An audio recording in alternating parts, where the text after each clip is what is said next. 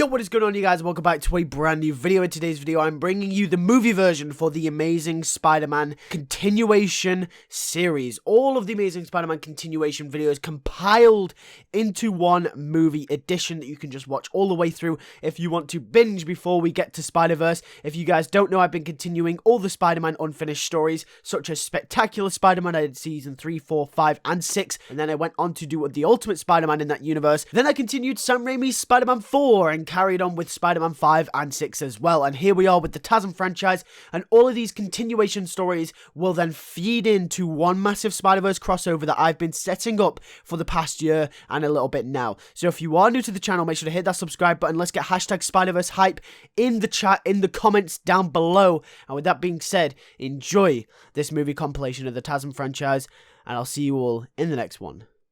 Peace. Without further ado, I bring you The Amazing Spider-Man 2 Lucasfilms Edition.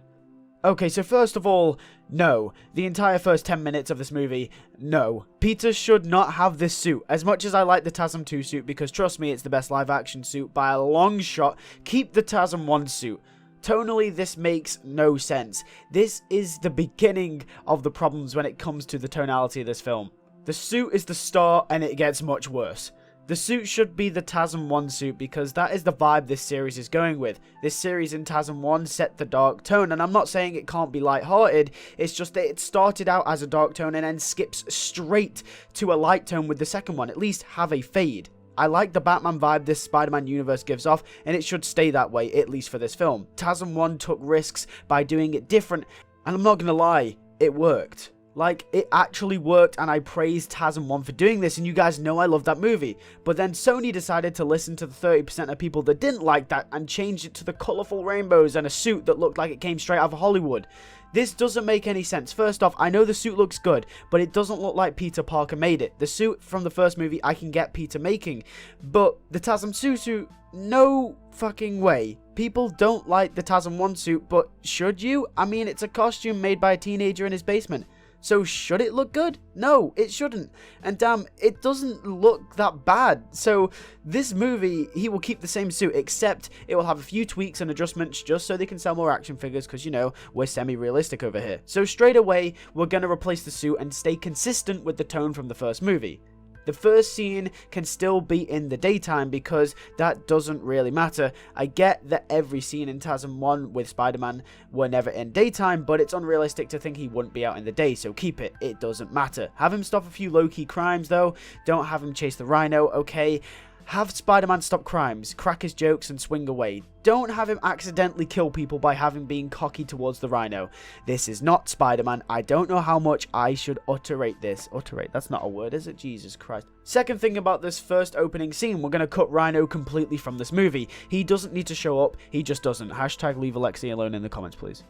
Now let's move on to New York City. New York are going to be aware of Spider-Man, but the majority either don't care or don't really know what to think of him. The George Stacy movement from the first movie is still going to affect New York here, and New York will become more of a character in itself, really homing in on Spider-Man as a character and allowing Spider-Man to grow in a world that feels whole around him. It is the worst thing to see a film when a world around a character is just bland and boring and has no detail. Luckily, Tasm 2 didn't do a horrible job of this, it's just that it didn't have any significance, so we're going to give New York its own arc in this movie. And from not trusting Spider-Man to absolutely adoring him. So the events from here on out are going to play the same. Peter is late to graduation because of Spider-Man, and we get reintroduced to Aunt May, etc. But here's the difference. Him and Gwen won't be dating, and we won't have any of this confusing bullshit back and forth drama between these two characters. They're simply going to be friends, and it's going to be awkward. Yes, before you point out that Peter completely regressed at the end of the last movie, well, that's getting rewritten too. No, he didn't. Not anymore. In a scene after the graduation, it is revealed that Peter and Gwen had a conversation about their relationship and that they want to stay friends but shouldn't date. Peter tells Gwen honestly that it was because of her dad and he doesn't want to break that promise to Gwen's father. Doing this, we can also remove the ghost Dennis Leary. That was a pointless thing to do, and it was creepy and weird. I get the whole thing of Peter having PTSD or something like that, but it isn't mentioned anywhere else in this series that Peter suffers from mental health, so this whole PTSD George Stacy stuff does not make any sense, so we're gonna cut that too. So let's introduce the main villain, Max Dillon. That rhymed. Now, this character in the original Tasm 2 was fucking dreadful. He didn't even have a solid motive. It was like he was there for plot convenience rather than being an actual character. Originally, he was picked on by everyone from his boss to his co-workers and basically had no friends whatsoever. So the person he looked up to was Spider-Man. Okay, that's a good start, but then the reason he turns evil is because he wants to be famous, but then when Spider-Man, the literal hero of the city, gets the attention, he is mad. And now he hates Spider-Man. Bitch, what were you expecting? So instead, let's change him around. We're going to go the complete and opposite direction and the opposite end of the spectrum, and Max is going to hate Spider-Man. He's going to be one of the people that doesn't like him at all. This way we can get an interesting delve into Max's character and the representation of the city of New York through this character at the same time, which adds world building as well. But at the end of the day, Max doesn't care and he just wants to get on with his normal life. He still works at Oscorp and doesn't have many friends. Heck, you can still have people pick on him or be mean to him, but I won't be so direct about it. I'd rather have him be disincluded in a staff meeting or a conversation or something like that. Max is also going to have a wife that wants to divorce him. She isn't going to be seen on screen, but we can have a letter or something that Max reads that talks about it. This can add further depth to his character, and he just wants to live a peaceful life with no troubles, although things may not work out, which could be a foreshadow for what's about to happen. Okay, Max is set up, then we've got to introduce Harry Osborn. Now we're still pushing it by introducing characters this far into the movie, but this time hopefully it'll work. We still get the whole thing with Harry dying and Norman Osborn dying in that one scene, but instead, this time Harry has a lot less time to live than Norman did.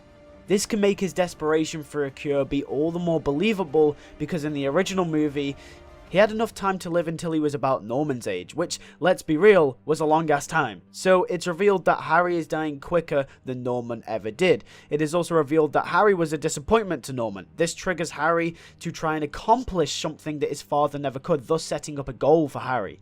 The Oscorp CEO position now lands in Harry's hands as Norman is dead. Donald Mencken and the other people on the board will have a distaste for Harry, but the difference in my version is that they won't fire him yet. It'll be a slow progression into insanity instead of being rushed into one movie. I'll give Tasm 2 praise though, I really do like Harry and the direction they were going in, but due to the overcrowded nature of the film, he felt rushed and underutilized. So Harry will stay the head of Oscorp for the rest of the film. Also, side note, Harry will not become the Green Goblin. Electro is enough for this film. We do not need the Green Goblin too. Instead, we're going to develop Harry's character and save him for a future film. We then get a scene with Harry and Peter again, just like the actual movie. I didn't mind this scene though, to be honest. I thought it was quite fun and I liked seeing these two characters interact and reconnect. Throughout the rest of the movie, Peter and Harry will grow to become best friends again, like they almost did in the original, but sorta didn't because, like I said, Harry was underutilized. We can also have them discuss Gwen again, and maybe you could throw in that scene where Harry meets Gwen, but like make it less awkward, please. Harry is working hard on his work, trying to prove his father wrong while also working hard on curing himself or finding ways to do it. He doesn't tell anyone that he is dying though, out of his own privacy, and this could represent the trust between Harry and Peter and their friendship. The point where Harry tells Peter about his disease could be the point at which these two characters finally become best buds again. Anyway, in this scene we could have Harry be testing things to the limit and him accidentally blowing something up. Harry sends Max the technician to fix it and he gets shocked, and this is where he can turn into Electro. However, Harry will be an asshole to Max ever since he made his return, putting tension between these two characters. I've decided we're going to take Max in a more spectacular Spider-Man direction. So we're going to have Max just want to live a normal life again and be normal, but at the same time his hatred towards Harry Osborn grows. This way we stick with the bully aspect of the original movie, but also his motive makes much more sense now. He doesn't like Harry Osborn because he was an asshole to him, and all he wants to do is just live a normal life.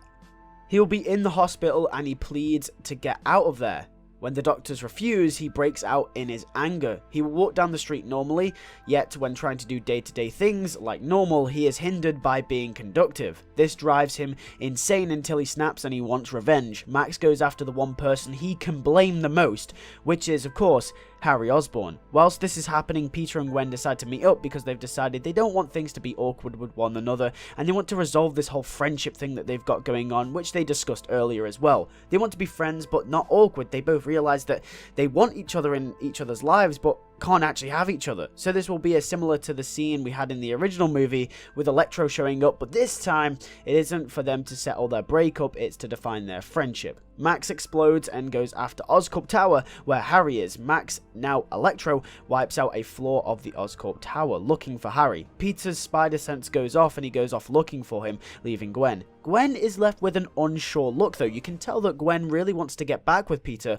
but as an audience we already know Peter would want to do the same, but they're also being hindered. This is going to add a little bit more depth to Gwen's character and just build it up and build the tension up between these two characters as well.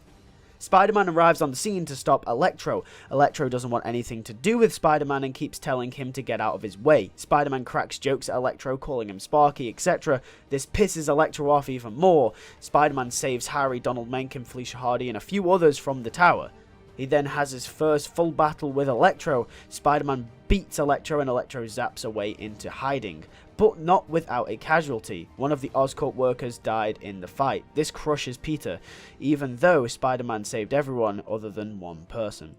The next day, J. Jonah Jameson of the Daily Bugle rips into Spider-Man, focusing on the fact that he didn't save that one innocent life and that he could have avoided the fight with Electro Oscorp, not that he saved everyone else. This further reflects the city throughout the middle of this movie, and the reputation is on the decline with Spider-Man. Harry will have a scene where he's looking through the destruction of Oscorp. Mencken is on his tail, however, and mentions to Harry that this is not acceptable and that if Electro's creation is linked back to Oscorp, they could be in big trouble. This is the first hints of Mencken wanting to take control of the company from Harry, and it's his first major turn in Harry's frustration that will be consistently building over this movie.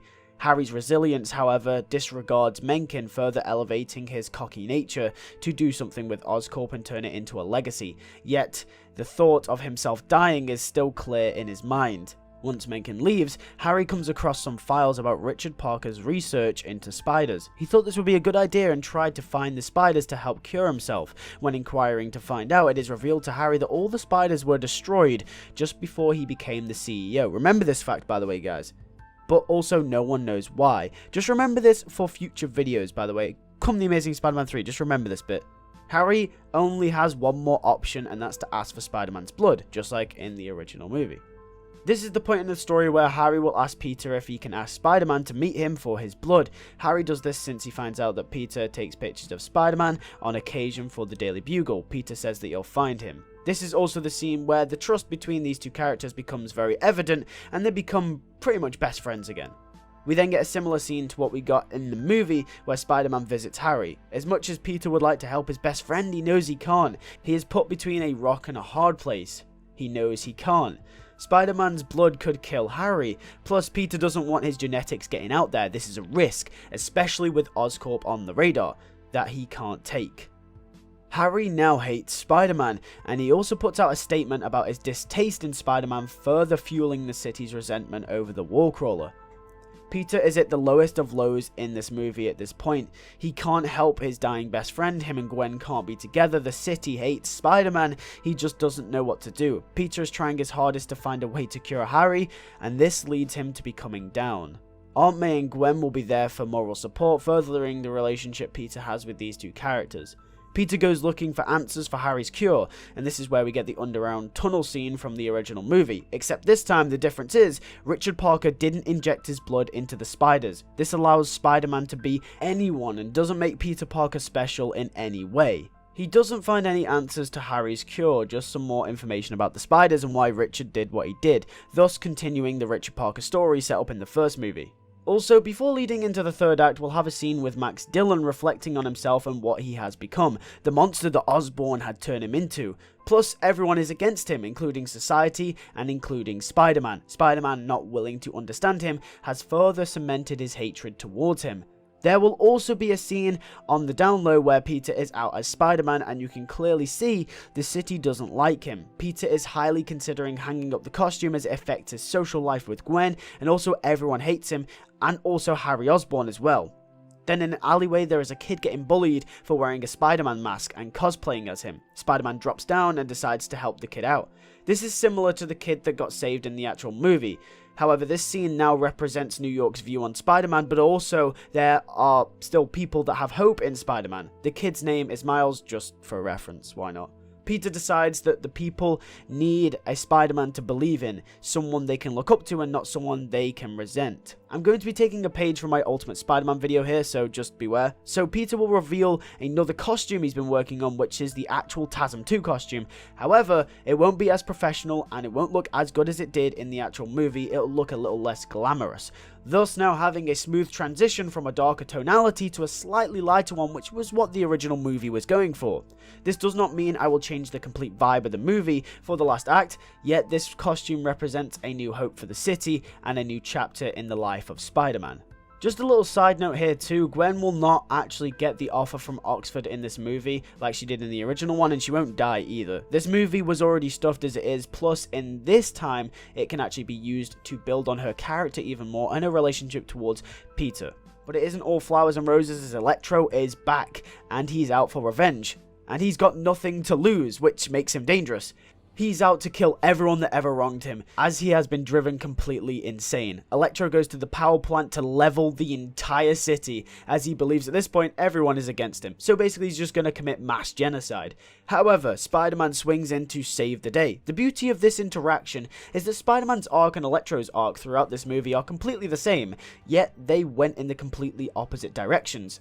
Everyone was against both of them. Electro felt like everyone was against him, including the city, and the entire city, including his best friend, were against Spider-Man. Yet Spider-Man decided to turn a new page and never give up, and Electro gave in to the resentment and wanted revenge. This final battle in this movie represents two speeding trains that look and act the exact same, heading for one another in a collision course. The city will be under threat from Electro and the police can't do anything about it. The city's last hope is Spider-Man and they have to put all faith in him to stop Electro. Spider-Man comes swinging in, and for the first time since the end of the first movie, the city are glad to see their local hero come to save the day. Spider-Man fights Electro and brings him in. Spider-Man eventually saves the day, but Spider-Man also gets heavily injured in the process. Then just at the end of the movie, we'll get a semi-sad scene of Gwen visiting Peter crying. She can't handle Peter getting beaten like this and her not always being there for him. Gwen makes the executive decision that they should be together and convinces Peter to go against her father's words and that she will be fine. Peter agrees, but is it a mistake? This is a conflict that will haunt them in the future movies to come. But at this point in time, Peter is actually the happiest he's ever been in a very long time. This movie does not end on a sad note and will actually end on a final swing, similar to the first movie that ended on a final swing as well. This one will be powerful, uplifting, and the theme will blast as Spider-Man swings through the city and then the credits roll. The post-credit scene is the gentleman in the shadows again. It isn't revealed who he is just yet, but he visits Electro just like he did Doc Connors in the last movie and Harry in the original movie. So we start our story off relatively slow and calm. Our story starts with our two main central characters, Peter Parker and Gwen Stacy. They are happy together and have started full-blown dating after the end of the last movie. Despite the stuff that has been thrown at Peter's life thus far in his Spider-Man career, this is the happiest he has ever been in a while. Gwen is also happy, however, she does have some news for Peter which could potentially disturb their relationship. Gwen has gotten the offer from Oxford University. Now if you guys remember, Gwen got this offer at the end of the last film in the original. However, in my version, she never got it. That is because I was saving it for this film instead. There was just too much in The Amazing Spider-Man 2 and I had to remove some things to make it less overstuffed. Peter and Gwen's arc for this film as a couple will be set up here at the start of the film, with the fact that they might have to deal with potentially never seeing each other ever again. This also sets up the tone for this film as it could get quite dark, emotional, and depressing. The tone is represented through this scene. On the Harry Osborn side of things, stuff is starting to heat up with that character. In the last film, we were introduced to Harry and Spider-Man wouldn't give him his blood after the cursed Osborn disease is affecting him more rapidly than it ever did to his father Norman. Harry is in a panic, so he needs another option to cure himself. Harry digs deep into Oscorp's files and finds research conducted by Richard Parker. He finds projects under the name Project Green, the Symbiote Project, and a few others. The Symbiote Project, which is the one that stands out to Harry the most, is a suit that can cure any disease, even cancer, which was being worked on by Richard Parker and Eddie Brock Sr. Harry then will hire Eddie Brock's son, Eddie Brock Jr., to help out with the project. We will then get a few scenes where Harry and Peter continue to build their friendship up in this film. Peter will express and unload his feelings onto Harry about how he could potentially never see Gwen again. Harry will try and help Peter through this emotional time, and they will connect like they did when they were kids, building up that brotherly bond like we saw they tried to do in The Amazing Spider-Man 2, and to really flesh out these characters. Here it will be built emotionally and will be believable, unlike the last one. However, the film starts to pick up pace when there is a new criminal in town who has been seen in a cat costume. She calls herself the Black Cat. She robs stores secretly. Some of the big jewels of New York City are being stolen and Spider-Man can't figure out who she is or take her down. One night on a heist, her robbery causes a lot of casualties. The city start to blame Spider-Man, the hero, because it's his job to make sure that everyone in the city is kept safe from this type of thing. The arc for the city of New York in the second film was to have faith that a hero will rise in the darkest of times, and the arc for New York in this film is to trust that the hero that has risen will be able to pull through even if the times get tough. Trust is really the overall message of this film. However, this is when we get a Black Cat scene solo for herself, and it is revealed that the Black Cat is in fact Felicia Hardy, Harry Osborn's assistant from the last movie. It's revealed that she never wanted to be a killer and is upset about killing the people on one of her heists. This further fleshes out her character, giving her some ulterior motive for being a criminal when she does not actually have a bad intent. This also shows the audience what type of person she is. This point in the film, Peter is in a hard place. Gwen looks like she will never see him ever again, Harry is slowly dying, and he is far from perfect as a hero as multiple people died, and he still can't catch this cat burglar. Peter now has to be proactive to move the plot forward like any protagonist would. So decides to ask Harry if he can work with Eddie Brock on helping him find out a cure with the symbiote project. Since he can't help Harry as Spider-Man, he will help him as Peter Parker. Peter really hits it off with Eddie, however, Harry does not like this at all, and we start to see the jealous side of Harry Osborn's character. This is the start of the downfall of his character as he becomes short-tempered and impatient, and so you'd expect from someone who is slowly dying. He starts to take his anger out on Peter and Eddie, however, they are both still determined to help Harry. Donald Mencken starts to become very wary of Harry and his mental state. We have a scene where he is contemplating taking him off the board for good, and it's clear to see just through visual imagery in this scene that Donald Mencken has some evil intent and malicious intent towards Harry Osborn. Peter, whilst working inside of Oscorp, bumps into Felicia. They both notice something about each other. It's a very awkward scene where they both notice something is up, almost like they have met each other before. Gwen goes to England in a week, so her and Peter go on a date. However, Peter gets news that Oscorp is being broken into by someone going by the description of, you guessed it, a cat. Peter doesn't know any of the Oscorp security codes, so Gwen over the phone helps Peter get inside of Oscorp to stop the Black Cat. Peter immediately comes to the realization for what the Black Cat is after in Oscorp. However, after this, Gwen is a little bit upset. She leaves for England in a week, but she still understands that Spider-Man has a responsibility, and Peter has grown an obsession to prove himself to the city after the distrust they have for him after the Black Cat incident. It makes her feel like she's less important to him than Peter trying to prove himself to New York. However, Spider-Man arrives on the scene still, and himself and Black Cat have a little tumble. I'm taking a page from the Spectacular Spider-Man show here, as in the middle of the fight, Peter steps on the symbiote and accidentally steals it. The next day, Jameson slams Spider-Man for working with the Black Cat to steal the symbiote, which was going to cure Harry Osborn. However, Peter thinks the cat accidentally stole it, and not himself. There is a scene where Eddie and Harry are discussing. Both are absolutely furious. Mencken comes in and with the board came to the decision to fire Harry as he let property of Oscorp Industries get stolen. Eddie is furious with Spider-Man. Because of Spider-Man, he is out of a job, Harry won't be cured, and the last couple of weeks whilst working on the project now meant nothing.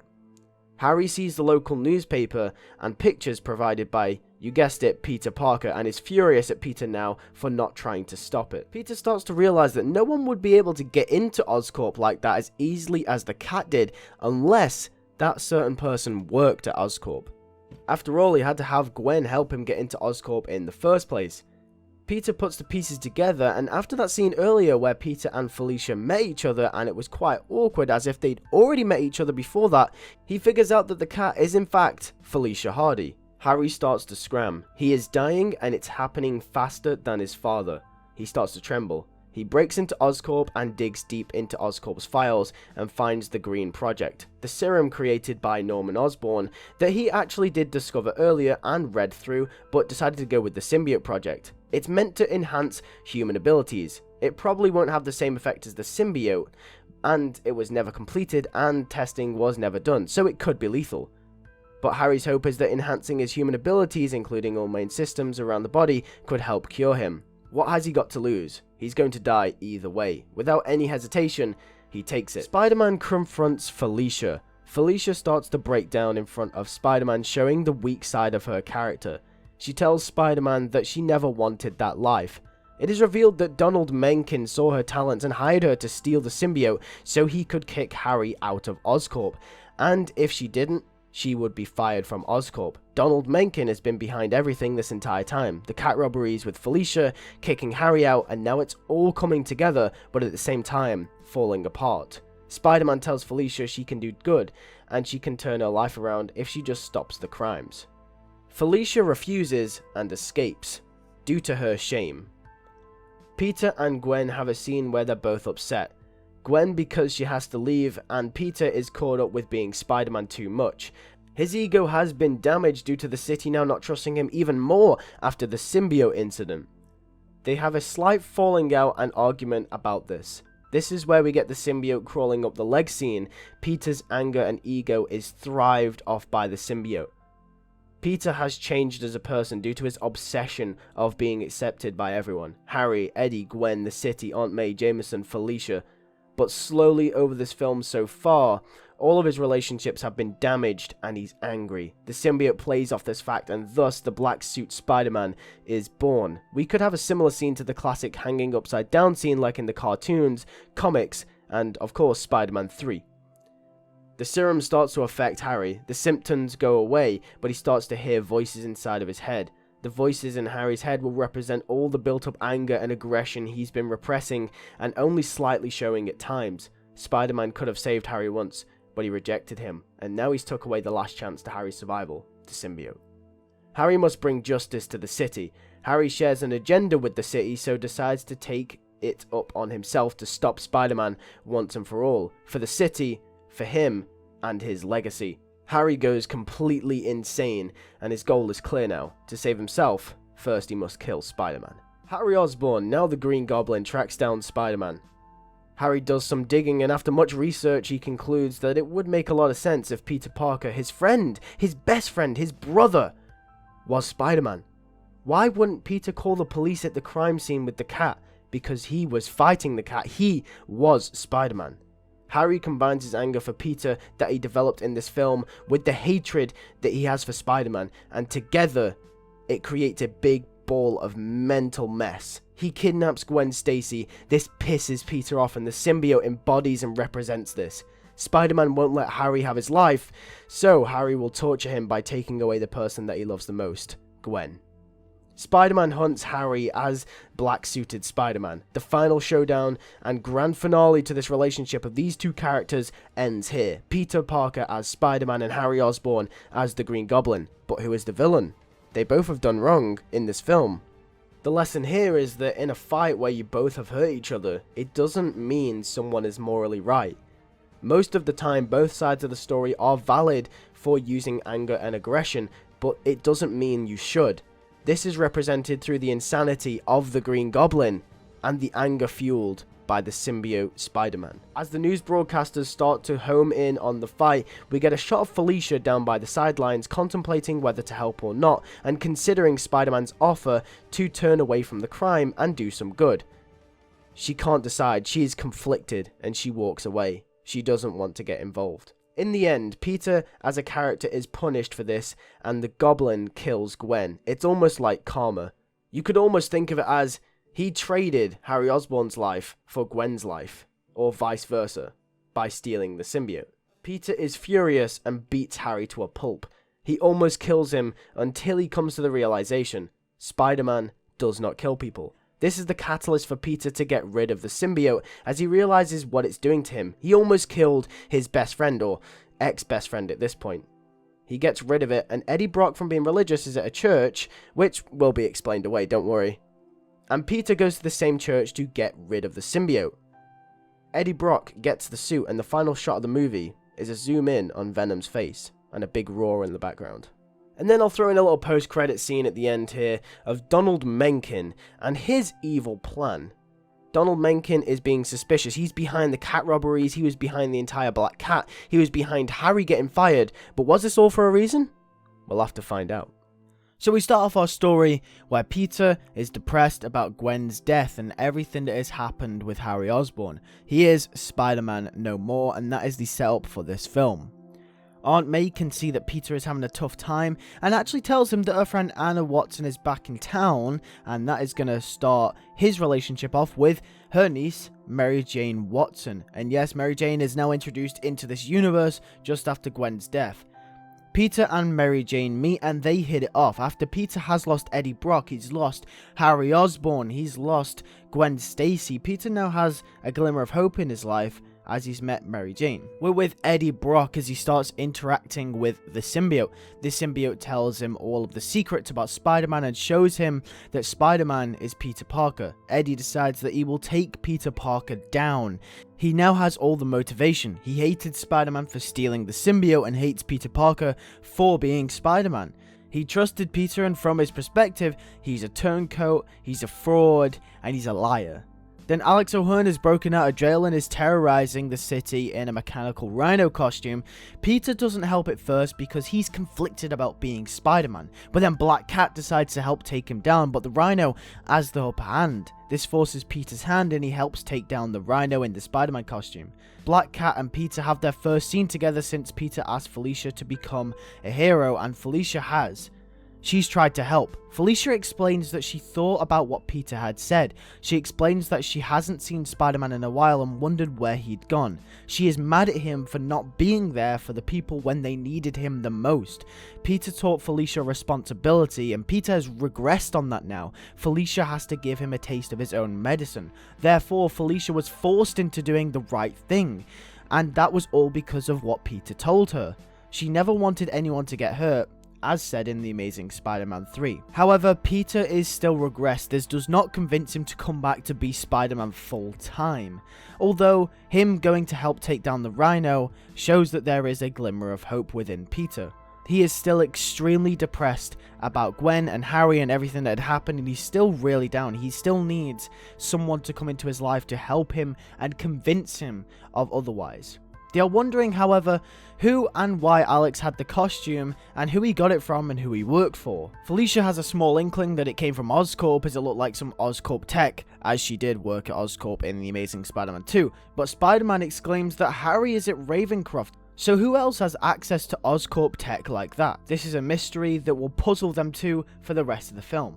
Peter and Mary Jane hang out for a little while, and Peter seems a little happier than before. The sadness creates a mystery around Peter and incites MJ's interest into what's really going on with Peter. They hit it off and go on a quote-unquote first date, but however, Eddie Brock is stalking Peter Parker in the shadows, trying to figure out more about his life and who he cares about. One night, Peter is on an investigation to find out more info about the stolen Oscorp tech, and goes into Oscorp, but not as Spider-Man. The lack of Spider-Man in this film will explain Peter's uneasiness just to get back into the suit, therefore expanding his character and really showing us how human Peter Parker really is as a character. He isn't just Steel, he isn't Spider-Man and nothing can hurt him. No, he can be really hurt emotionally, and this film is really going to explore that. And this is because last time he properly dawned it, the love of his life died and he almost killed his best friend, and he lost another. Peter is still unsure about putting the mask back on. Then Venom attacks him out of nowhere. The symbiote attacks Peter. Peter is forced to use his spider abilities to fight back. This is the first big fight scene of the movie apart from Rhino. Venom explains that he knows all about Peter's life and the ones he loves. Peter wants to know who he is, and Venom reveals that it's Eddie Brock. Venom hates Peter for leaving him, and Eddie hates Peter for stealing the suit. Their combined rage forms this monstrous creature. Venom defeats Peter but leaves, deciding that in his sadistic mind he wants to mess with Peter before finally killing him. Then in a scene with Venom, the symbiote does something unexpected. It reproduces. The Carnage symbiote is born. Venom needs to help find a host for the Carnage symbiote, so breaks out Cletus Kasady from a mental asylum. However, this act wasn't random or for plot convenience, but Venom has a reason for breaking Cletus out.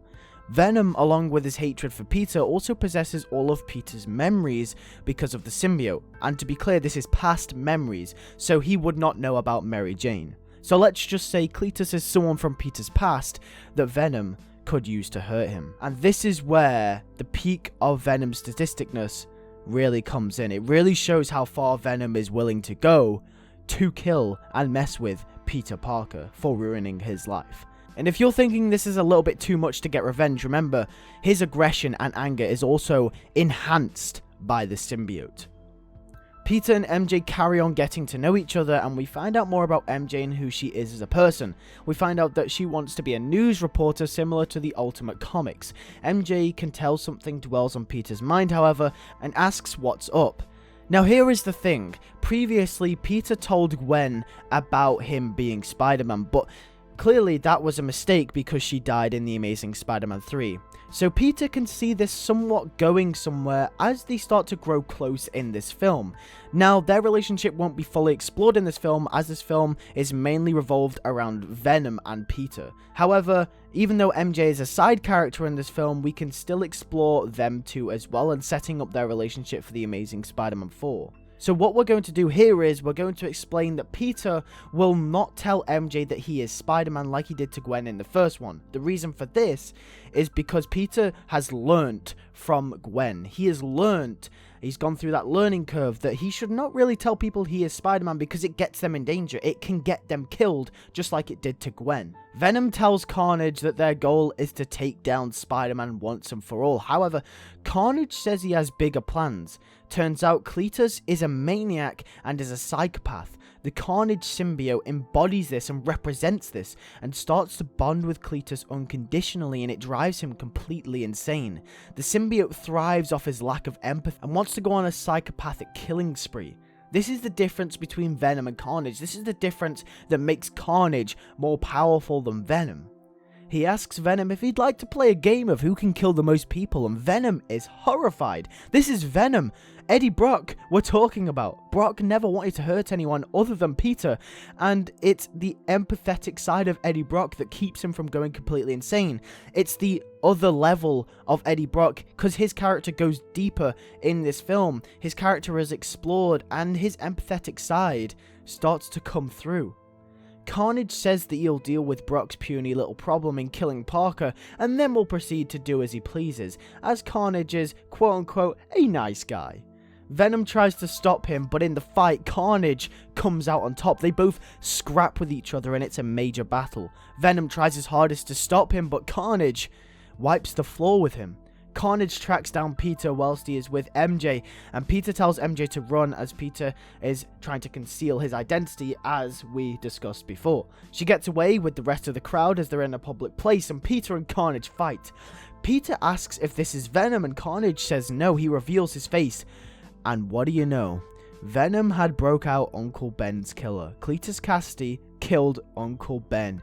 He was chosen by Venom to hurt Peter Parker in the most sadistic way possible, but it turns out Cletus never cared about killing Ben. He's a psychopath. He doesn't care for his victims or who he kills. He just wants to kill people and moves on to the next one. He explains to Peter, and this makes Peter mad and angry. He tries to take him down, but Carnage comes out on top. Carnage wrecks Peter and thinks he's killed him when someone rescues him. Black Cat brings Peter to safety as Carnage runs off. Now here is where Black Cat will find out about Spider-Man's identity. Felicia Hardy will find out that Peter Parker is Spider-Man here. And these two characters, ever since The Amazing Spider-Man 3, have grown a little bit closer, and you can really feel the chemistry building up in this moment. This is going to be their intimate moment where they share details with each other and their personal lives. Felicia will connect with Peter Parker instead of with Spider-Man.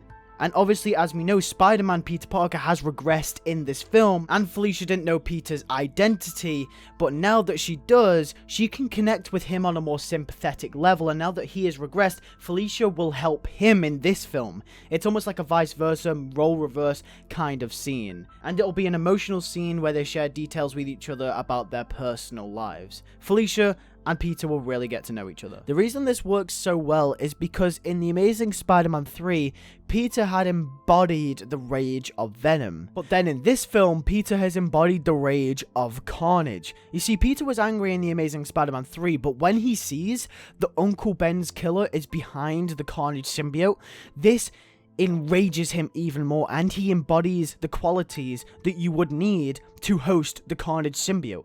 It's almost like a parallel. The Amazing Spider-Man 3 was Venom. Venom is now Carnage. Peter's character parallels each symbiote in each of the different films.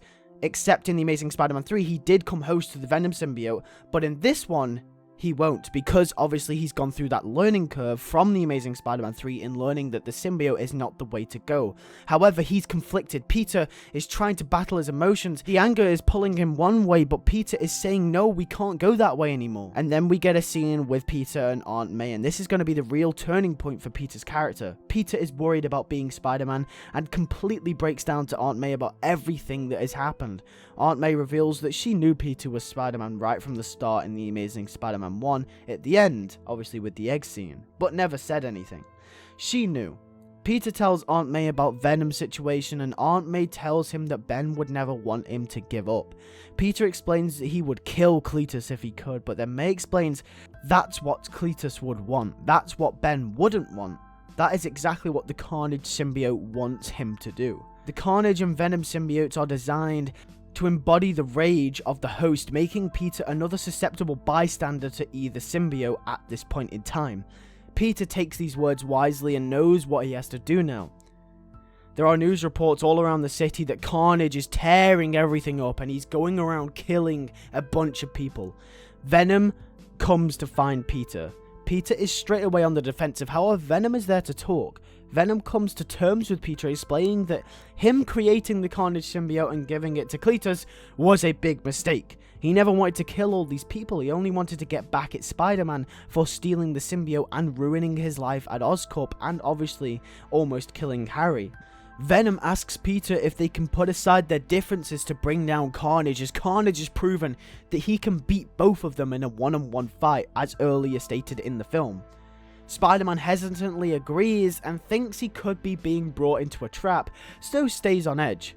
Because of this, Peter goes and asks Felicia to help them, and Spider-Man is back. With the help of Venom and Black Cat, they all go into battle to take down Carnage.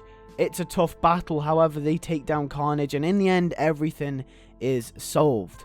However, the symbiote had become weak on Venom as Brock had not been feeding off its anger for Peter. So when Brock returns to try and kill Peter, Peter has an idea to finally bring Venom down. Peter breaks down to the floor and begs for the symbiote back. He says he misses it in that classic scene from the comic books.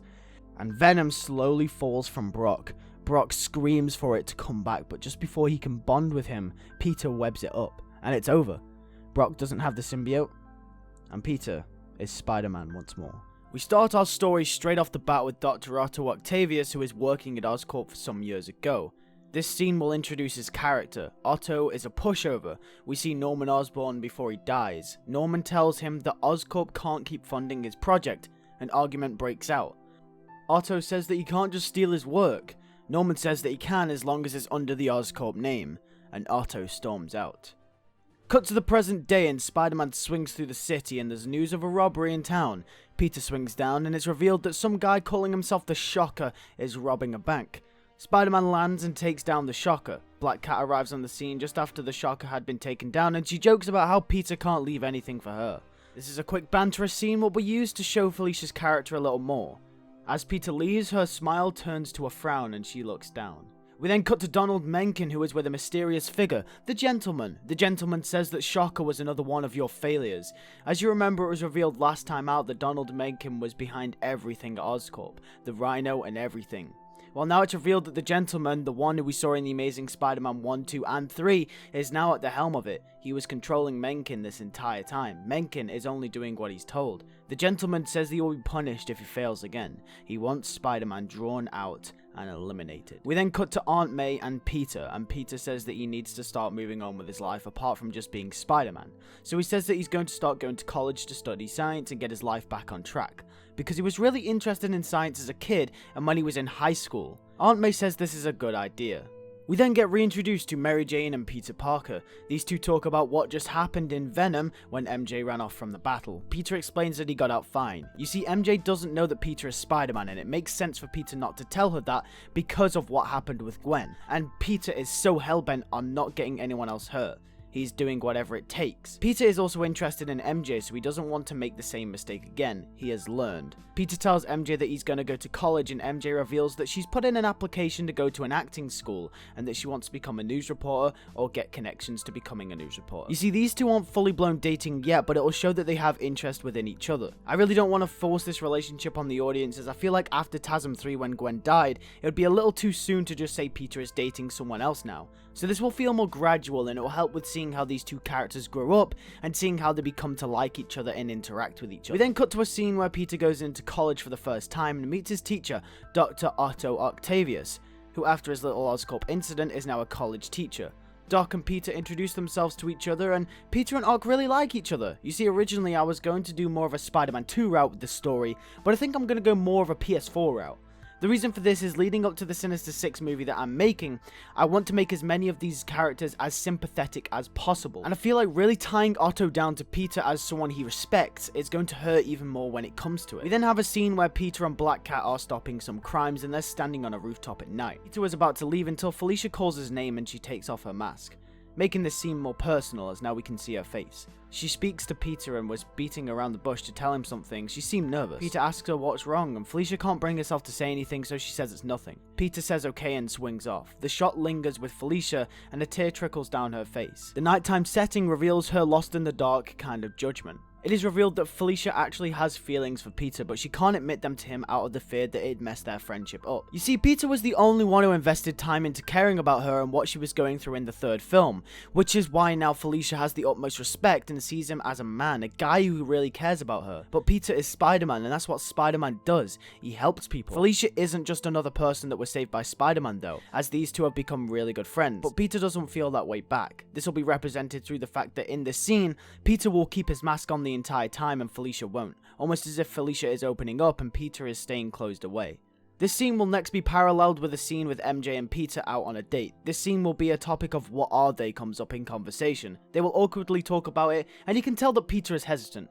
MJ asks what's wrong and Peter breaks down and he reveals what happened to Gwen. But he explains it from a Peter Parker's perspective, meaning that he doesn't tell her that he is Spider-Man. Peter says that he wants to be with her though, and MJ says she does too. This will be a slow scene, and it'll be the slowest part of this movie. You see, the last two movies have been very fast-paced and very action-packed. Tasm 3 and Venom, while they allow us to introduce new arcs and places for these characters to go, The Amazing Spider-Man 4 will allow us to really catch up with these characters and slow the pace down and really feel with the characters as well. We then get a couple of scenes in between with Peter going to college and interacting with other characters and really catching up. Peter is happy and his life is going pretty well. He's got a lot of relationships that are going pretty well, like his relationship with MJ, Felicia and Aunt May, and Otto. Him and Otto have grown close due to their love in science. One night after college, Peter and Otto are talking to each other. They joke around as they get to know each other, like Otto will ask the classic girlfriend question, etc. And Peter nervously answers with yes, her name is Mary Jane and that kind of stuff. Then back onto the topic of science, Peter is telling him about his love for science and his dad. Otto says that he knew Richard back in the day when he worked at Oscorp, and he said that he was one of the only trustworthy men there. He always strived to do the right thing. Peter talks about his father as well and how he spoke to Dr. Connors back in the day, trying to find out who his father really was. Otto then gets into detail about Oscorp and the schemes. Peter, being Spider-Man already, knows that Oscorp are notorious for making supervillains as he's been fighting them for years now. Otto starts talking about Norman Osborn and how he wasn't nice to Otto. He outcasted him from the company. Otto then tells Peter what he was working on at Oscorp, saying that they were mechanical arms to withstand high temperatures and complete experiments that required dangerous temperatures. These were going to be used globally by all science departments until Norman kicked him off the project and took it for himself and having the benefits all to himself. Norman has always been selfish, it's just the type of person he is. He never liked seeing anyone else above him physically or mentally. But then the project never got completed due to the downfall in his health and eventual death in The Amazing Spider-Man 2. The arms that Otto worked on still remain in the clutches of Oscorp. Otto decides to show Peter a secret. Under the college's nose, he has been working on arms similar, using their resources combined with his own. Peter is unsure about this. Otto says that they're prototypes and they're nowhere as near as good as the ones he made at Oscorp. But his livelihood was ripped away from him and he wasn't going to let that stop him from completing his dream, completing his work. Peter is impressed, but he tells Otto that this could be a bad idea. Doing this under the nose of the college and everyone else, he's lying to them, he's not being honest.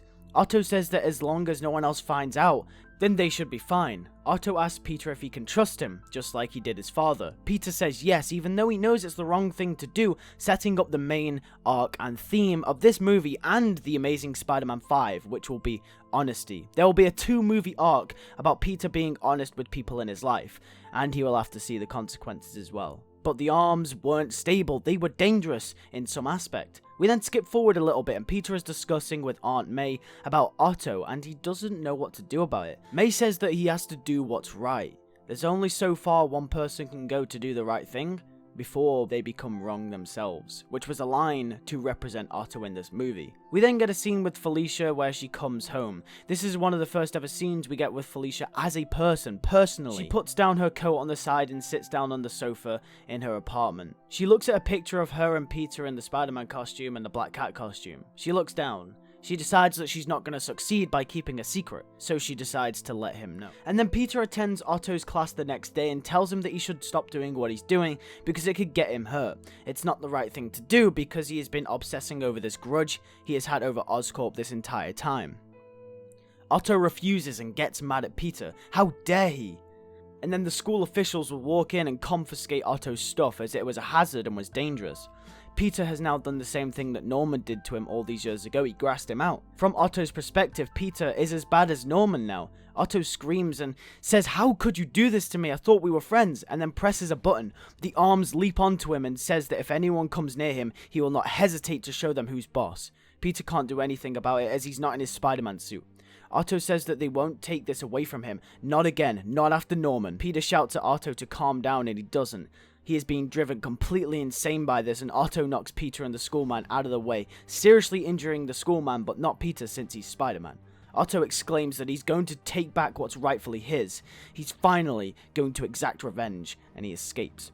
Peter helps the man up and calls 911, but he knows that that's not going to be enough time, so covers his face and swings to the hospital where he recovers. He let Otto escape.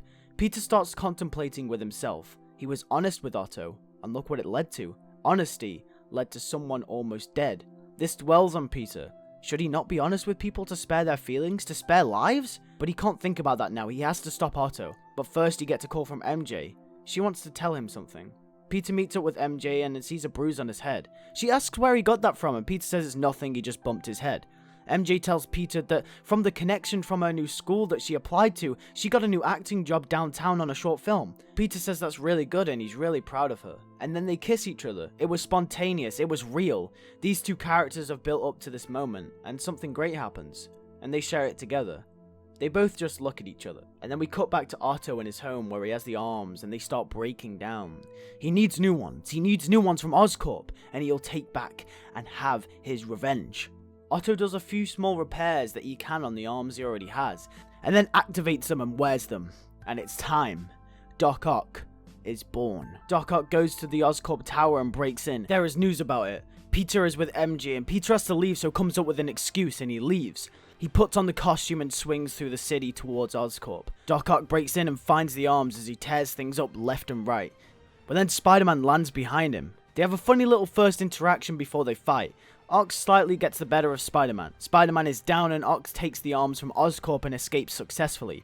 There's reports everywhere of a new villain on the loose. J. Jonah Jameson reports that Spider-Man helped him steal the Oscorp tech. Spider-Man confronts Donald Mencken, who is sat at the wreckage. He asks why he hasn't destroyed the arms already. Donald tells Spider-Man that Oscorp has many secrets. Spider-Man has a feeling that there is a bigger picture, that someone is behind all the superpowered beings coming from Oscorp, and none of them were accidents. He tells this to Donald and he clenches. Spider-Man leaves. Doc Ock installs the new arms and incites his revenge. Now that he's got what is rightfully his, he'll get his own back. How does it feel to have something taken away from you? He will tarnish the Osborn name, the legacy that Norman Osborn created. He is going to destroy the Oscorp Empire, start starting with destroying that tower and everything it has going for it. Just before the start of the third act, or just leading into the third act, we have a scene with Peter where he will reflect on his honesty situation again, about how if he wasn't honest with Otto, Oscorp wouldn't be in tatters and potentially under threat again. He was the one who instigated this behavior from Otto. In all essence, it's Peter's fault. Doc Ock is on his rampage. He attacks Oscorp Tower again, and this time, he's bringing it down. He's more powerful than ever. He has his new arms and he's ready to wreak havoc. Peter sees this on the news and says he has to end this once and for all. This is it. Spider-Man heroically swings into battle and lands opposite Ock. Felicia also sees this on the TV too, and decides this is her chance to tell Peter. They'll stop this bad guy and then she'll make her move. Black Cat jumps into battle too, to help Spider-Man. Otto says that he knows Spider-Man is the fault of Oscorp. Isn't he mad that Norman ruined his life too? Oscorp is the source of everything, says Otto. Otto proposes that they team up and they take down Oscorp once and for all. While Peter knows that Otto is actually right, he can't because he knows the way he goes about doing it is wrong. Spider-Man wants Oscorp gone off the map as much as Otto does as well, but he can't team up with him. Spider-Man refuses and him and Black Cat fight Otto. In the fight, Felicia gets really injured and Spider-Man shouts out her name. Spider-Man fights Otto and Otto knocks Peter's mask off him and sees his face. Otto is surprised, but it makes sense. Peter Parker also wanted to bring Otto down just like Norman. Peter told him about his personal life, which was a mistake because now Peter tried to take from him. Otto is now going to take something that means a lot to Peter, so he goes after Mary Jane. You see, from Otto's perspective, this is now the case. Peter wanted Otto gone in Otto's perspective, so now he is going to reverse the card and do what Peter and Norman did to him. Peter promised that he wouldn't let this happen, so chases after him. Black Cat chases too. Otto kidnaps Mary Jane in a last-ditch effort for revenge. MJ passes out from the shock. He threatens to kill MJ if he doesn't stop. He says he'll spare Parker because he was a good friend for the time they were. Spider-Man backs off, but then pulls a fast one as he webs Otto's face and rescues MJ and puts her down safely. Spider-Man and Black Cat find a way to beat Otto and it's finally over. They stopped him. Spider-Man makes sure MJ is okay, and she wakes up. But then she's taken to a hospital for a checkup. Luckily, she didn't see who Peter was.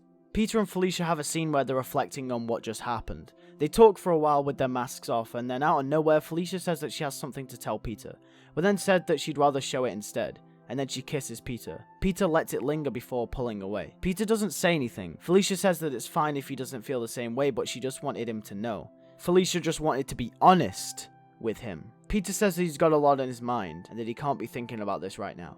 Spider-Man swings off into the night, and Felicia is left there. We then have one last scene where Peter sees MJ.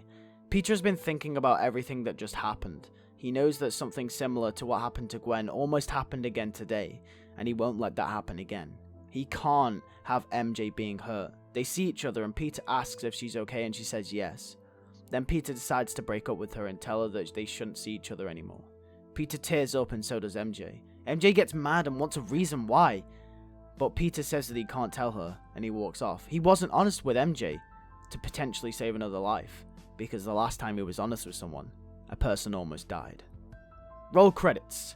And then we get a post-credit scene of Donald Mencken and the Gentleman. The Gentleman said that Donald had risked everything. The Gentleman kills Donald Mencken by shooting him in the head, explaining that if you want something done, you do it yourself. The movie starts off slow after the end of the last one. Felicia revealed to Peter that she had feelings for Peter, and Peter now has broken things off fully with MJ after realizing the same thing could have happened to her, happened to Gwen, and now he's all alone again. He just lost Harry, he's now lost MJ, and things are awkward between him and Felicia. Peter is at college and gets a new teacher known as Raymond Warren, after Otto Octavius turned evil. We will have slow shots zooming in and out. The sound is muffled and drowned out by the score as he goes in his day-to-day life. Spider-Man saved the day once again, but at what cost of the life of Peter Parker? The main theme of the fourth film carrying into the fifth is honesty, and that will be paid off at the end here. But another theme is introduced here at the start, or at least it's been hinted at to be carried over into the Sinister Six movie, which will be a twist of the responsibility theme, the core element of Spider-Man. Now, it won't be the responsibility theme exactly, as this has already been fleshed out, and it would be a counterproductive to regress Peter to tell the same story again. However, his movie's arc will be to learn a side of responsibility. The honesty theme that allows Peter to do whatever it takes to protect the ones he loves will be tied into the responsibility theme by meddling with that and what it really means to be responsible, as Peter will take his eye off the ball. He will concentrate on protecting the ones he loves rather than protecting everyone at large, which is what Spider-Man should do. This is because after Gwen's death and after the idea of loving someone else in MJ, he's become so obsessed about protecting the ones he loved, and that's almost pushing everyone away as well. This becomes his sole focus to where it's all he thinks about. And this sets up his next 2 movie arc here, and this idea will be implemented more as we go along with the story and will become more apparent. In the middle of one of Peter's classes, he will get a tip off of a crime going down. There will be a funny scene where Peter has to explain his way out of class to go and fight the thugs. Spider-Man will swing through the city and will come across the thugs. He will take them down quite easily and will realize that Black Cat isn't there. Even though she knows responsibility, she was hurt. Peter Parker hurt her feelings. Peter was the one who really cared about her, and because he wasn't honest with her and MJ, the 2 major people in his life, he has now lost both of them because of this. But the thing is, Peter doesn't realize the ramifications of it.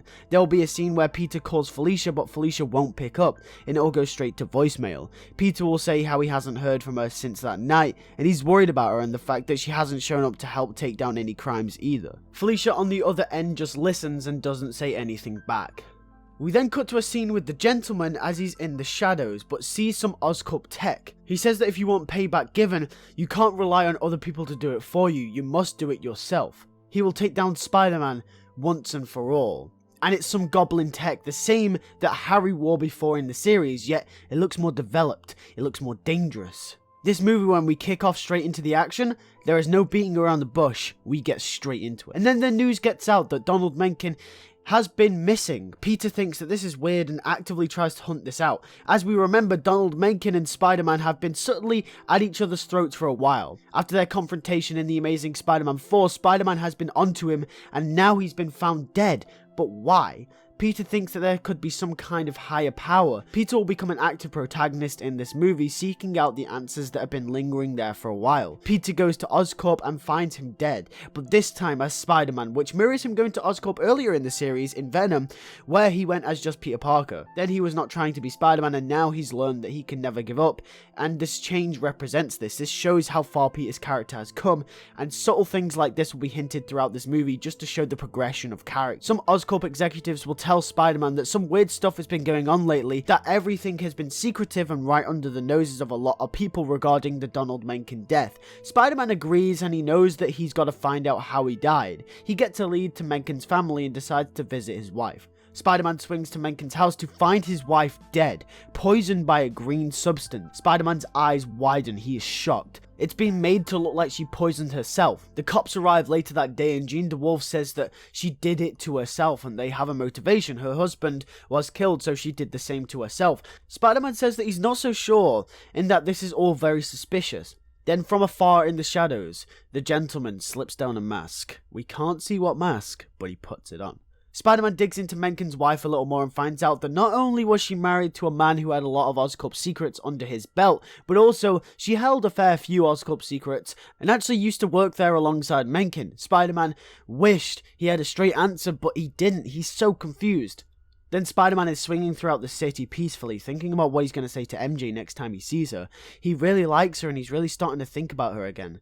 But what he did was the right thing though, wasn't it? He had to be dishonest with her to protect her, right? As I said, Spider-Man is becoming more obsessed with the fact that he has to protect the ones he loves. Then out of nowhere, someone on a glider similar to Harry attacks him, and he's in a metal upgraded green armored goblin suit, and he laughs.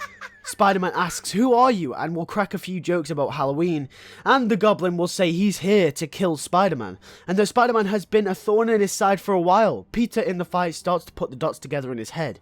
The Goblin has something to do with Oscorp, or this Goblin could be the man behind everything at Oscorp, which could mean the Goblin is behind the Mencken killings, which could also mean the Goblin is behind Mencken, which was behind the Rhino and the Shocker. Spider-Man will ask these questions mid-fight as the Goblin will throw pumpkin bombs at him, but it'll be stronger, bigger ones, more powerful than he's seen before. The Goblin flies off, leaving Peter.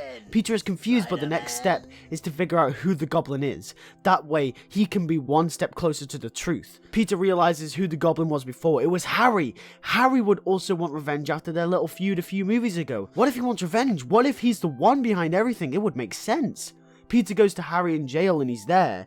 He has a little chat with him. Peter and Harry have an awkward interaction where Harry says that he is no way the new Goblin. Harry says that he is over their little feud they had a while ago, and that he's got the power to get out of there, so if he wanted to, he would have already. This will just be a little flex about how much power and money Harry has at Oscorp and how many connections he has. Realistically, he can't actually get out of there, but he's just trying to be threatening. We'll then get a few filler scenes where we are with MJ and Felicia, and we'll be catching up with those stories, and it'll be about how they both reflect on the last movie and such, and how they're feeling going into this movie. Peter is still so confused. Who could the Goblin be? He doesn't know, and he leaves, and the Goblin attacks him again, almost as if the Goblin is stalking Peter.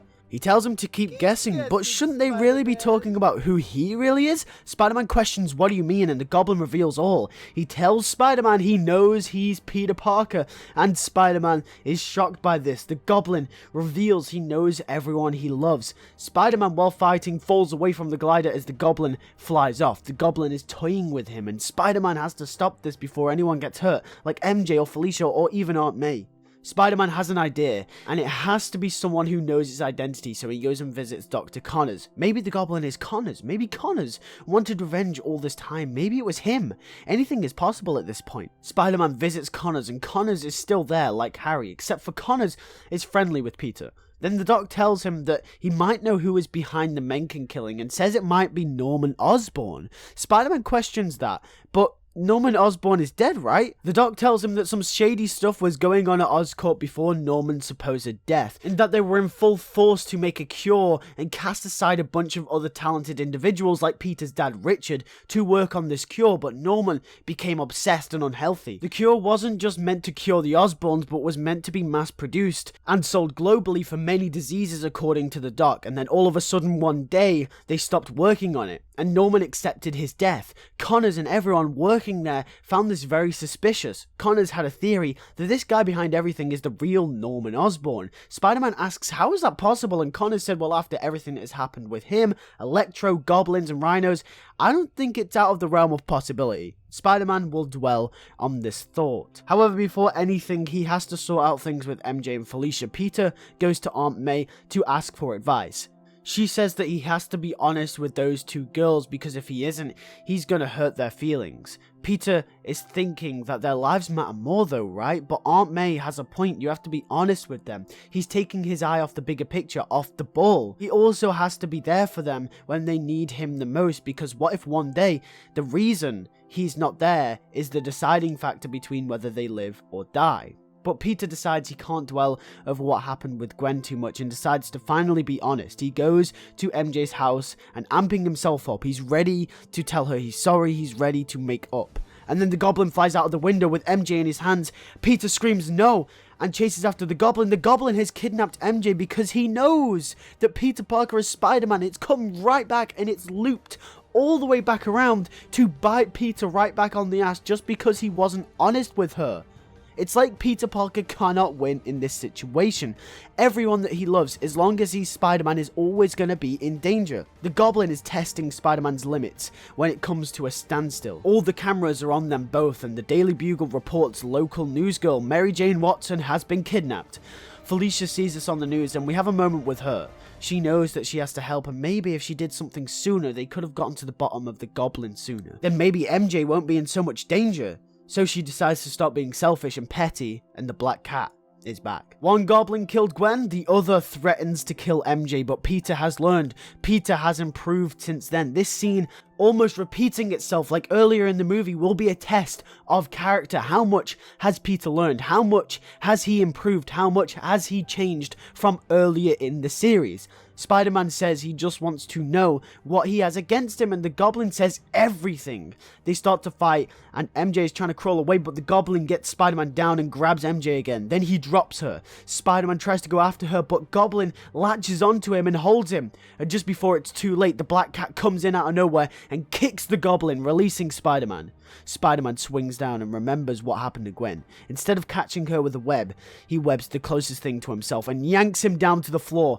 He grabs MJ with both hands and swings her to safety. MJ says thank you, Spider-Man, and Spider-Man swings off as Cat fights the Goblin. The Goblin has the cat down and she's struggling, and Spider-Man comes in and kicks Goblin, returning the favor. They have a funny exchange where they say they're even now, and they have a little makeup chat where they catch up quickly before facing the Goblin. And then in the fight, they rip the Goblin's mask off. It's the Gentleman, also known as the real Norman Osborn. The Norman that died before was a criminal known as the Chameleon who was hired by Osborn to fake his death, so all suspicions of Osborn being behind the attacks were all but eradicated. He became obsessed with his work. He found a cure to the Osborn disease a while ago called the Green, which in high doses could also be used as a poison. But only he had access to the tested and proved version. The version that Harry took in The Amazing Spider-Man 3 was just a prototype. Osborn took it in small doses through gas, and that enhanced his immune system to fight the disease, but then he became addicted. After Spider-Man appeared, he knew exactly who he was.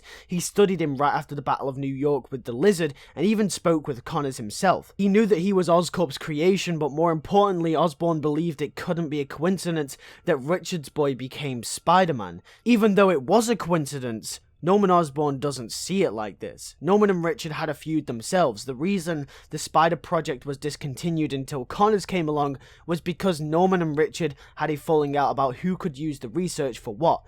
Richard knew Norman was dangerous and could see him becoming obsessed with his own work, so did the right thing. Richard took the research and tried to destroy it when Osborn hired the hit on them that killed them in the plane crash. So then to hide suspicions of Norman being the one being behind the killings, and so it didn't lead straight back to him and Oscorp, he hired Chameleon to fake his death and hide out in the shadows ever since, controlling Oscorp and Mencken from the inside. Norman is the reason for Peter's parents' death, the untold story. Norman is the reason behind Donald Mencken. Norman is behind everything, and he's the Gentleman.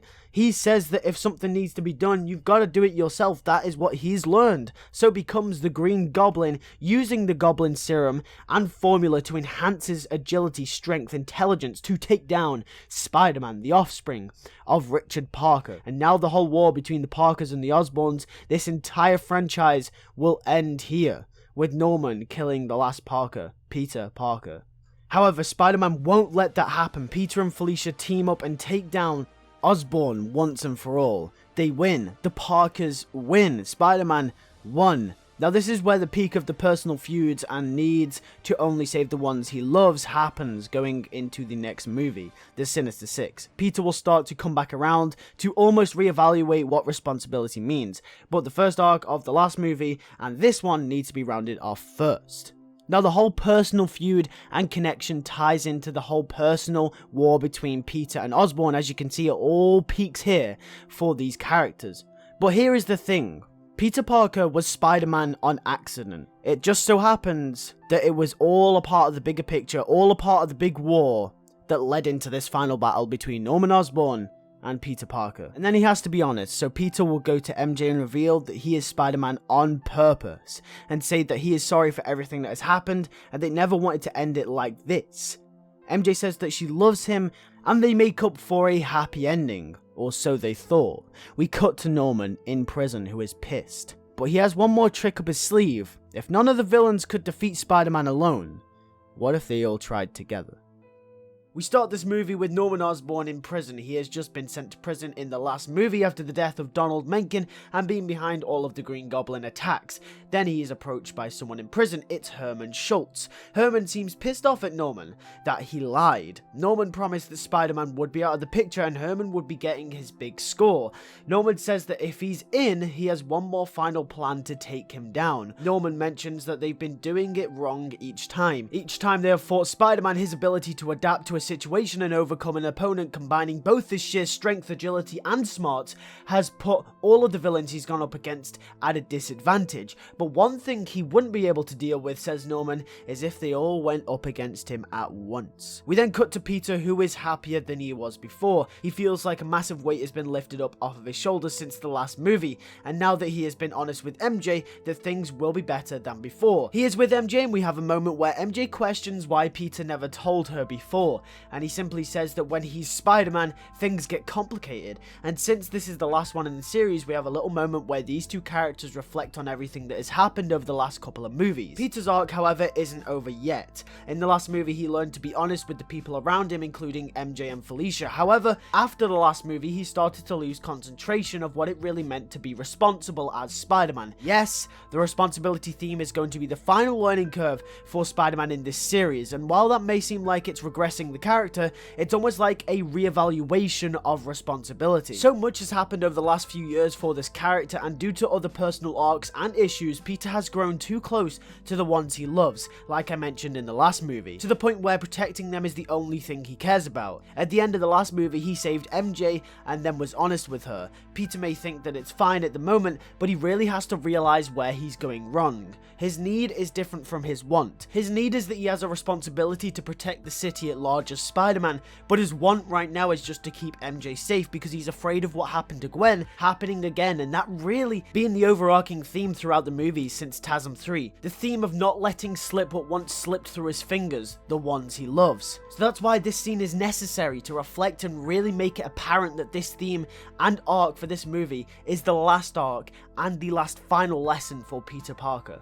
Peter will have a scene with Aunt May where he tells her that he was honest with both Felicia and MJ, and Aunt May will be happy for him and she will tell him that he has done the right thing. Obviously, as we know, Aunt May did tell him to do that at the end of the last movie. There will be a subtle scene where there will be a small crime downtown, but it won't be too large, and Spider-Man won't show up on the scene, and Black Cat will end up taking it down instead. Then we will cut to Peter and MJ as he started to spend more time with her. He'll be swinging around the city with MJ on his back, emphasizing the fact that Peter is being Spider-Man for the ones he loves now, rather than the city and everyone at large. The everyman aspect starts to slip away from the character, which is one of the core ideologies of the character too. Peter's final movie and final test is big, not just metaphorically as in this arc, but physically too through the Sinister Six.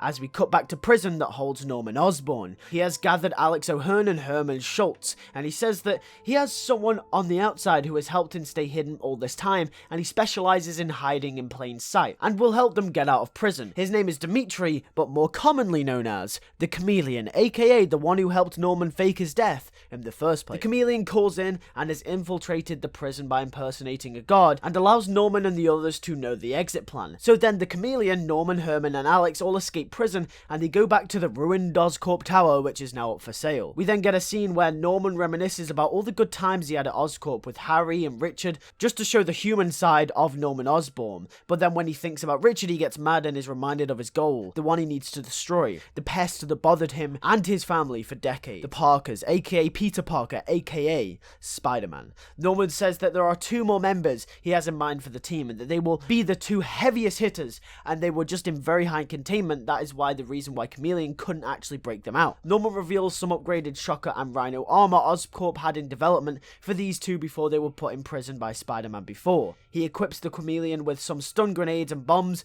Chameleon will be the technician and planner, Shocker and Rhino will be the heavy hitters, and Norman will be working on tech and armor for himself and the others back at Oscorp. Shocker and Rhino head back to the prison to break out none other than Electro and Dr. Otto Octavius, aka Doc Ock. They go back to the prison and Chameleon comes up with the plan. They start blasting the prison to pieces. Meanwhile, Peter Parker is with MJ, and MJ gets a call on a phone to come to do a breaking news report.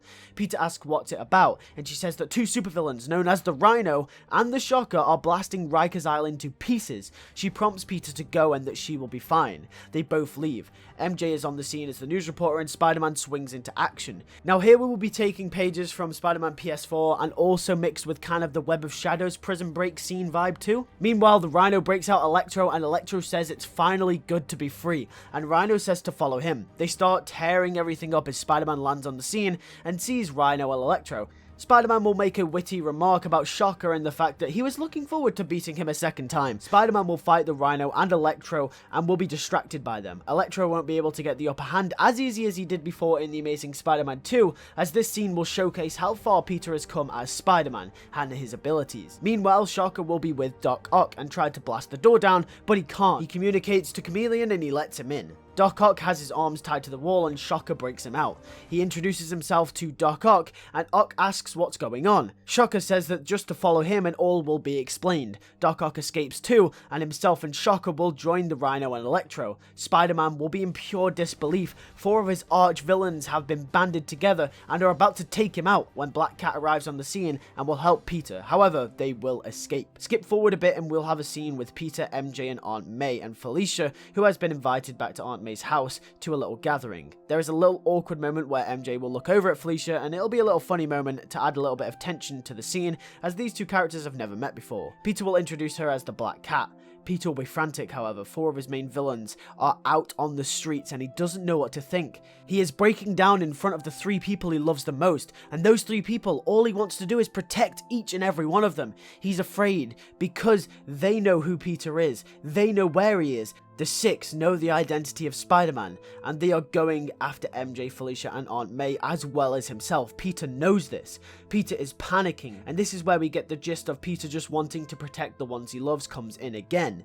All he cares about doing is just protecting these 3 people, although some of his attention should be on the bigger picture. To his knowledge, 4 villains are out there, but countless people died at Rikers, and maybe even more will if Peter doesn't do anything about it. Felicia pulls him aside and has this conversation with him. As a superhero herself now, Felicia needs to remind Peter. Felicia says that they need to take this more calmly because more people will die if they are not careful. They need to defend New York, not just MJ and Aunt May. Felicia, who in this universe barely grew up with a family and now only really having Peter in her life, the only other thing or group of people she is connected to are the people of New York City, the people she is now protecting. Felicia tries to tell Peter this, that Spider-Man isn't meant to single others out. He's the everyman, and Peter, in his arrogance, because he's afraid, says she's wrong. Felicia says that he needs to get over himself. Peter argues back, saying, try having someone you love ripped away from you by fault of your other half and then try loving again. And Felicia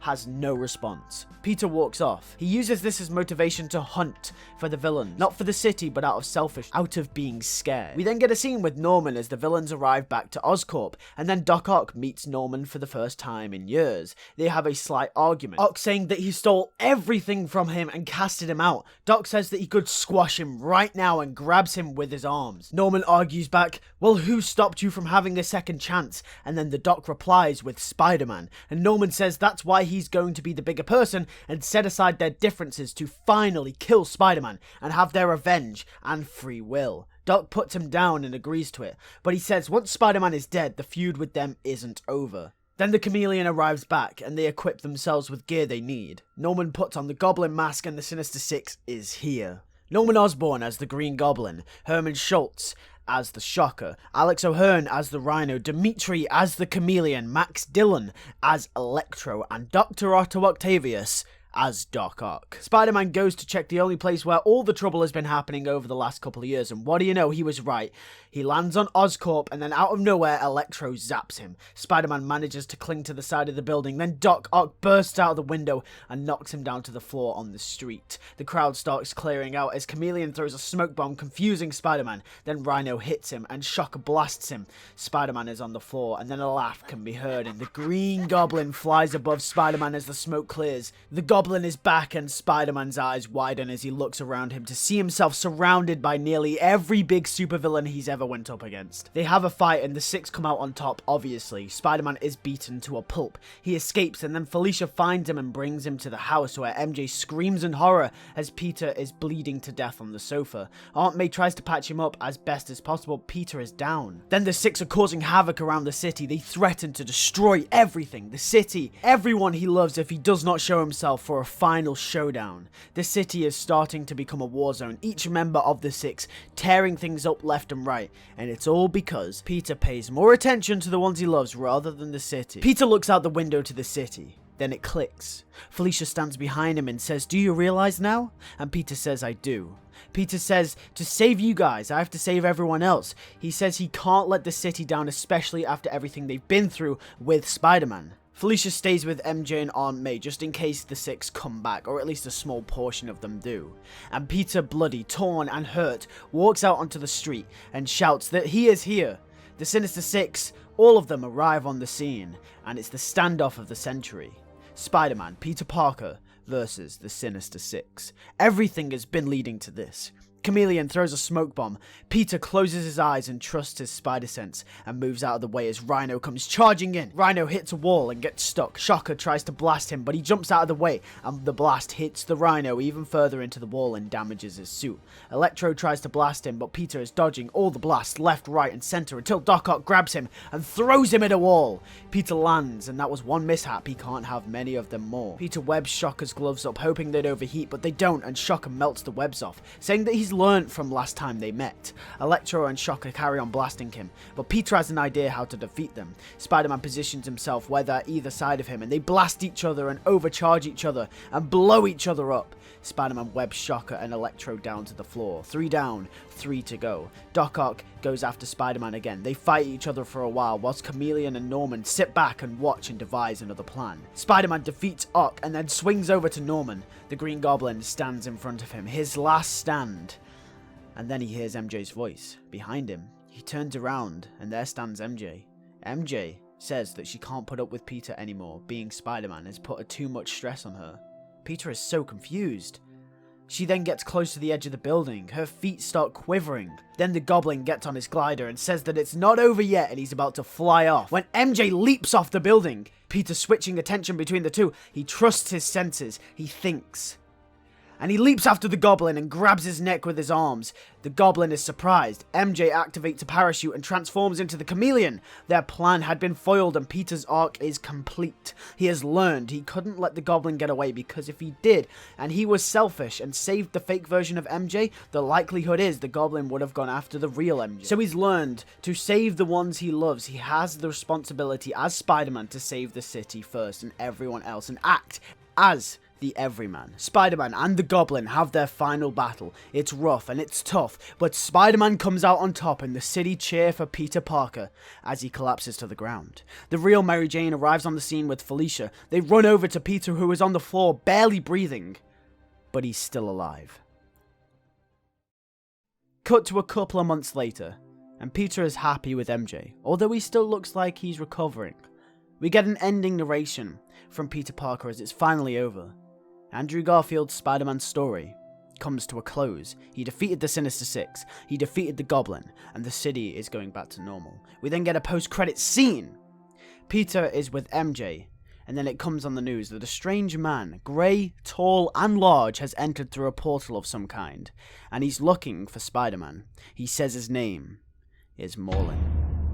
And that is it. Thank you all for watching. If you did enjoy, make sure to hit that like button, subscribe if you are new, and hit the bell next to the subscribe button to not miss any more of the videos as soon as they go out. And with that being said, Spider-Verse is next. Spider-Verse Part 1 is the first part of 3 that will wrap up the Spider-Verse saga. Let's get hashtag Spider-Verse hype in the chat. I can't wait to get that to you guys, but it's been a pleasure continuing these stories, and I've had a lot of fun, but we're almost at the end. And with that being said, thank you all for watching, and I'll see you guys in the next one.